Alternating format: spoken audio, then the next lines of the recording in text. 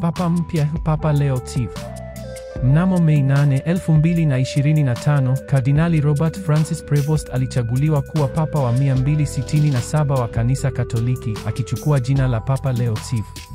Hii ilifuatia kifo cha Papa Francis mnamo Aprili 21, 2025, na uchaguzi wake ulifanyika baada ya siku mbili za mkutano wa makardinali katika Sistine Chapel, ambapo moshi mweupe ulionyesha kuwa Papa mpya amechaguliwa.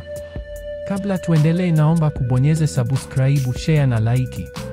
Papa Leo XIV alizaliwa Chicago, Marekani, na alikuwa mwanachama wa shirika la Mtakatifu Augustino.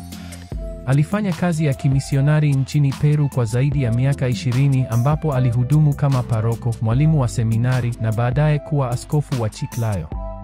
Mnamo 2023 aliteuliwa kuwa kardinali na Papa Francis na kuwa mkuu wa idara ya maaskofu.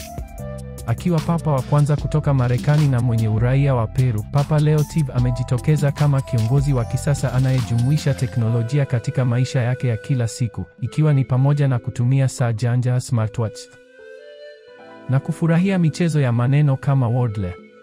Katika hotuba yake ya kwanza, alisisitiza umuhimu wa amani, umoja wa Kikristo na huruma kwa wanaoteseka.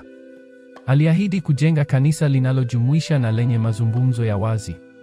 Pia alitoa salamu maalum kwa lugha ya Kihispania, akitambua mizizi yake ya Kiperu.